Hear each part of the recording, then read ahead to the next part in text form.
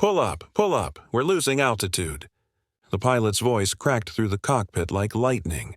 Warning alarms screamed. The sky tilted sideways. The private jet, a $40 million luxury aircraft owned by billionaire Charles Whitmore, was falling from 30,000 feet. Inside, panic exploded. Crystal glasses shattered. A woman screamed. Charles clutched his seat, shouting over the chaos. "What's happening?" The co-pilot's face was white as snow. "Engine failure. Both systems are down." "That's impossible," Charles barked. "This plane's brand new." But no amount of money could quiet the roar of dying engines. 2 minutes earlier, everything had been perfect. Charles was flying home from a private business deal in Dubai. He sat surrounded by his usual crowd, investors, influencers, assistants, all pretending to laugh at his jokes. Life had always bent to his will. He was the man who could buy anything, except humility. Now, for the first time, the world wasn't listening to him. "Brace for impact," the pilot shouted. The jet dropped another 1,000 feet. Oxygen masks fell. People cried out prayers. Charles' heart pounded. "Do something. You're the pilots. Fix it." The captain's voice cracked.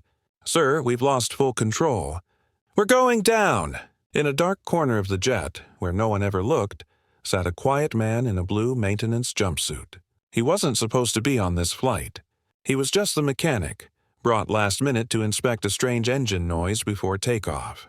The rich passengers barely noticed him board. His name was Malik Carter. He was calm even as the alarms blared. His dark hands gripped the armrest, but his eyes stayed steady. "Engine failure," he murmured to himself. But not both. Not unless, he unbuckled, ignoring the screams. "Sit down," Charles yelled. "We're in emergency mode." Malik's voice was firm but calm. "Sir, I'm the one who fixed your plane this morning. And if you want to live, you'll let me see that cockpit." Charles blinked. "You're a mechanic. You don't belong up there." Malik looked him dead in the eye. "And you're a billionaire, sir. But right now, your money can't fly this plane." The words hit harder than the turbulence. Before Charles could answer, Malik was already moving. He pushed past terrified attendants, ducked under falling luggage, and grabbed the cockpit handle. The pilot turned, shouting, "You can't be in here!" Malik's voice cut through the noise. "I designed this engine model 10 years ago, Delta 7000 turbines. Let me work before we all die." The pilot froze. "You designed it?" Malik nodded sharply. "I was the lead engineer before your company outsourced everything overseas. Now move!" He slid into the co-pilot's seat. His hands danced across the controls. Warning lights blinked red across the dashboard. Pressure loss, hydraulic lock, oil temperature critical. Malik muttered under his breath, "Come on, baby. Talk to me." The pilot hovered beside him. "What are you doing?" "Bypassing the automatic control system," Malik said. "You've got an airlock in the fuel line. If I don't vent it now, the engines'll starve out." Charles stumbled into the cockpit doorway, clutching the wall. "Can you fix it?" Malik didn't look up. "If you stop yelling." The plane rattled violently. Everyone screamed again. Malik flipped a switch, twisted a dial, and slammed the throttle forward. For a heartbeat, nothing. Then one engine coughed to life. "Engine 2 reactivated." The pilot shouted, Malik's jaw clenched. "Now the other one. Come on." He struck the console with his palm. A spark. A roar. The second engine caught fire, then stabilized. The alarms fell silent. The pilot gasped. "We're back online." Malik exhaled. "Told you she'd talk to me." Charles collapsed into a seat, shaking. You just saved my life." Malik looked at him evenly. "No, sir. I just did my job." But deep in his eyes, there was more than calm. There was pain, because what Charles didn't know was that this wasn't the first time Malik had saved him. The plane finally leveled out, cutting through the clouds in uneasy silence.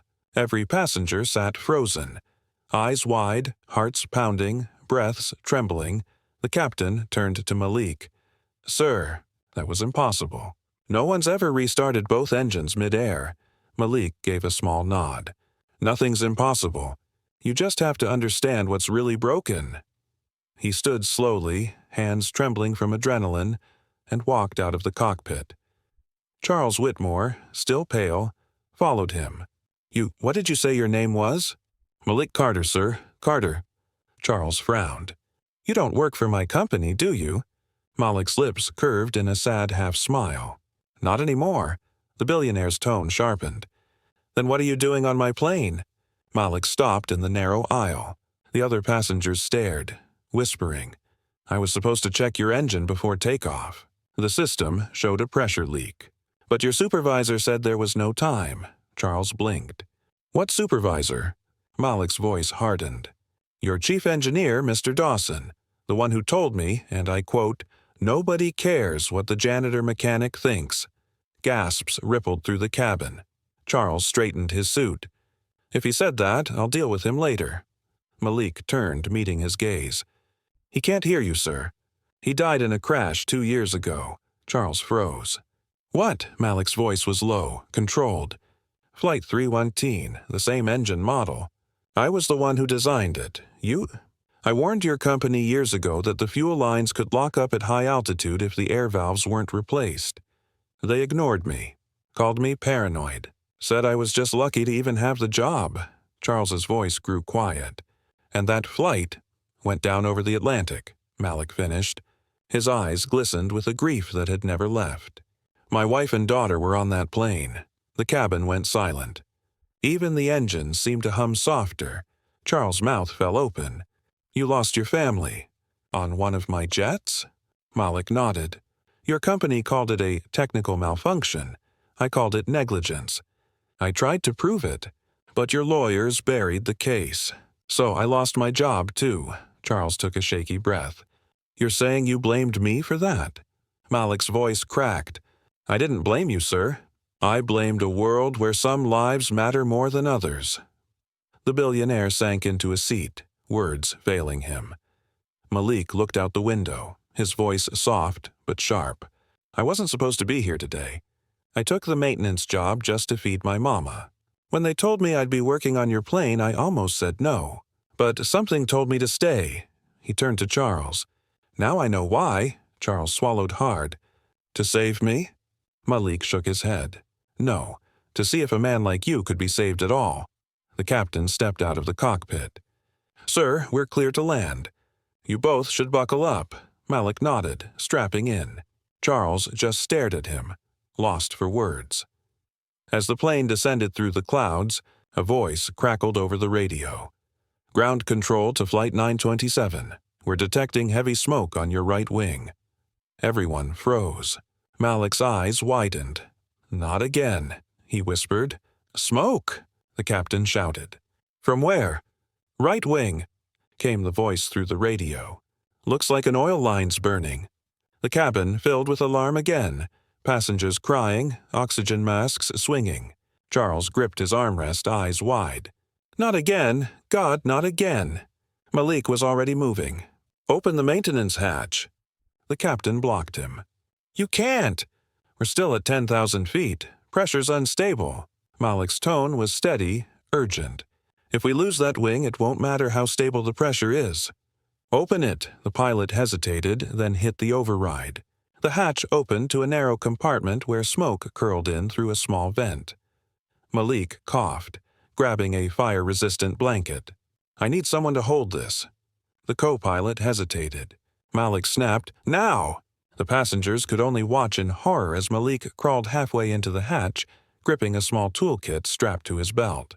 Flames licked the side of the engine casing outside, visible through a crack. He muttered to himself, "Fuel line leak. Just like before. Come on, come on." He reached for a valve, his fingers burning from the heat. Every movement made the plane shudder. Charles stood behind the cockpit doorway, trembling. "He's going to kill himself?" The captain shouted over the chaos. "If he doesn't fix it, we all die anyway." Malik gritted his teeth. "I built this engine. I'll be damned if I let it take anyone else." The flames roared. He twisted the valve shut with all his strength. The fire hissed, sputtered, then vanished. The cabin filled with the sound of silence, broken only by the ragged breathing of terrified passengers. The captain yelled, "Fire's out! Pressure stabilizing!" Malik pulled himself back inside, coughing hard, smoke covering his face and arms. The passengers broke into applause, crying, shouting his name. Charles just stared at him, speechless. Malik wiped his forehead. "Next time you fly, sir, make sure you respect the people who keep your wings in the air." But before relief could settle, the plane jolted violently. The right engine sputtered again, then died completely. The captain's voice cracked. "We've lost thrust on the right side." "We're gliding." Malik frowned. "How far to land?" 15 miles. He looked through the cockpit glass, the city below glowing like a river of lights, far too far away. Charles whispered, "We're not going to make it, are we?" Malik's eyes narrowed. "Not if we panic." He scanned the instruments, then shouted, "We're leaking fuel through the auxiliary tank. I can reroute it manually, but I'll need access under the floor panel." The captain blinked. "That's suicide midair." Malik looked him straight in the eye.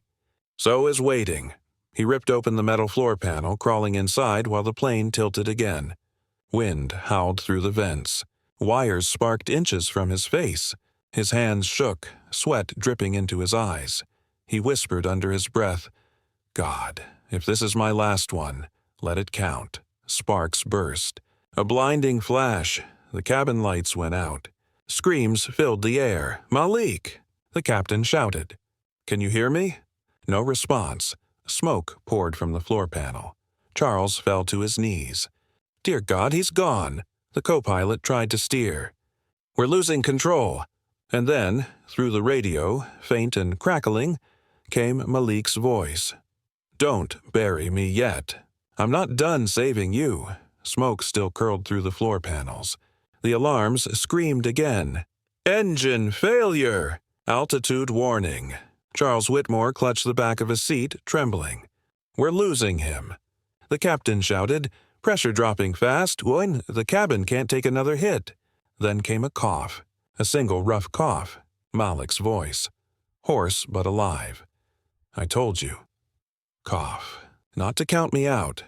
He crawled out from under the floor, face blackened with soot, one hand bleeding. Everyone stared as he staggered to his feet. Charles whispered, "How are you still standing?" Malik grinned faintly. "You learn to stay calm when life tries to bury you every day."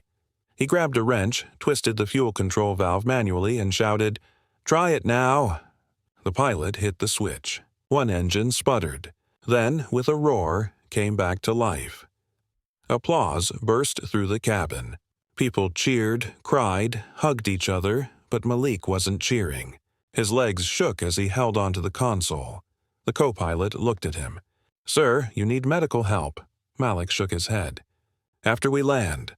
Charles stared at him, not as a billionaire, but as a man stripped of pride. "Why would you risk your life for people who treated you like nothing?" Malik looked down, breathing hard. "Because that's what my wife used to say. You don't save people because they deserve it. You save them because it's right." Charles's eyes softened. You really lost them on my jet, didn't you?" Malik nodded slowly. "My wife, Nadia. My daughter, Layla. She was 6, same age your boy was when your company's ad showed him smiling beside one of those jets." The billionaire's throat tightened. "I'm sorry." Malik looked at him, weary but firm. "Don't be sorry. Be different." Suddenly, the plane jolted again. The pilot's voice cracked. "We're coming in too fast. Landing gear won't deploy." Malik's head shot up. The hydraulic system's fried. He limped to the back of the cockpit, dragging his wrench. "I can release it manually, but I'll need access from the undercarriage." Charles grabbed his arm. "You'll be crushed." Malik met his eyes. "You'll be dead if I don't." Without another word, he opened the hatch and disappeared beneath the cabin. The pilot shouted, "Altitude 500 feet. We're out of time." Under the plane, Malik fought against roaring wind and metal scraping beneath him. His jumpsuit tore. His body burned against the cold steel. He reached the gear release valve and braced his legs against the frame. "Come on, baby. One last favor." He twisted the wrench hard. The valve refused. He tried again, harder. Inside, the co-pilot yelled, "Nothing's happening." Charles gripped the intercom. "Malik, can you hear me? Static." Then a strained voice. "Almost." The plane dropped lower, lights from the city flashing below. Malik screamed through the noise, pushing with every ounce of strength he had left. "Come on!" Then, snap! The landing gear deployed. "Gears down!" The pilot shouted. Cheers erupted again, but the joy lasted only seconds. The captain yelled, "Wait! Pressure's dropping again." He's still outside." Charles ran to the window. Beneath the wing, Malik was still there, hanging onto the frame, his harness fraying in the wind. Charles shouted, "Hold on!" Malik's eyes met his through the glass. He mouthed 2 words. "Thank you." Then the harness snapped. "No!" Charles's scream tore through the cabin as Malik's harness snapped. The world outside the window became a blur of sky, fire, and falling metal. Altitude 200 feet. The captain shouted, "Brace for impact." Passengers ducked, crying, praying. Charles couldn't move. His eyes were fixed on the small shape tumbling below the wing. Malik. For one frozen second, it felt like the man who had saved them all was being erased from the sky. Then, a violent jolt. The landing gear hit the ground with a deafening crash. The plane skidded across the runway, sparks flying like fireworks. Everyone screamed, "Reverse thrusters!" The pilot yelled. The aircraft screeched, tilting sideways until... silence. The engines died. The lights flickered. Then nothing but the sound of rain hitting steel. Minutes later, emergency crews rushed in. Passengers stumbled out, coughing and shaking. Charles was the last to leave. He turned to the pilot, voice cracking. "Find him. Find Malik." Rescue teams swarmed the wreck. Flashlights cut through the smoke. Finally, a shout came. "We've got someone." They pulled a body from beneath the wing. Bruised, burned, but breathing. Charles fell to his knees beside him. "Malik," he whispered. "You're alive." Malik's eyes fluttered open weakly. "Did we land?" Charles laughed and sobbed at once. "You did it, you mad genius. You saved us." Malik smiled faintly. "Told you. I'm not done saving people yet." Then his eyes rolled back and the monitors flatlined. Paramedics rushed forward. "We're losing him." Charles grabbed his hand. "No, you don't quit on me." "Not you." He pressed his forehead against Malik's hand and whispered, "If anyone deserves to live, it's you." The paramedic shouted, "We need to shock him. Clear." Electric jolts. Malik's body jerked. Once. Twice. No response. Time of... "Wait!" Charles shouted. "Again!" The medic hesitated. "Sir, I said again." They charged the defibrillator once more. Clear. Shock. Silence. Then... beep. A faint heartbeat. The medic exhaled. "He's back." Charles broke down completely, tears falling onto Malik's arm. "Don't ever do that again." Hours later, at St. Anne's Hospital, Malik lay in a coma. Charles sat beside him, no longer in a suit, but in scrubs they'd given him after the crash. He hadn't moved in hours. Caroline called softly from the door. "Come home, Richard. Please, you've been here all night." He shook his head. "He risked everything for people who didn't even respect him. The least I can do is be here." She placed a gentle hand on his shoulder. "Maybe that's what he wanted. To show you what real strength looks like." Morning sunlight broke through the blinds. Charles held Malik's hand and whispered, "If you wake up, I'll make it right. I swear I'll rebuild everything you lost." For a moment, nothing happened. Then Malik's fingers twitched. Charles froze. "Malik?" The heart monitor quickened. Malik's eyes opened slowly, weak but alive. He whispered, voice raspy. "Guess. I'm hard to replace." Charles laughed through his tears. "You're impossible to replace." Reporters outside flooded the hospital gates with cameras. The headline read, "Mechanic saves billionaire's jet, then his soul." But deep inside the hospital, as cameras flashed outside, Malik whispered one final secret to Charles. "There's something I need to tell you." The plane didn't fail by accident. Charles froze. "What do you mean?" Malik's voice cracked. It was sabotage. Charles's heart froze. Sabotage? He whispered. Malik's voice was weak, his eyes half open. Yeah, the fuel line didn't just leak, Charles. Someone tampered with it before takeoff.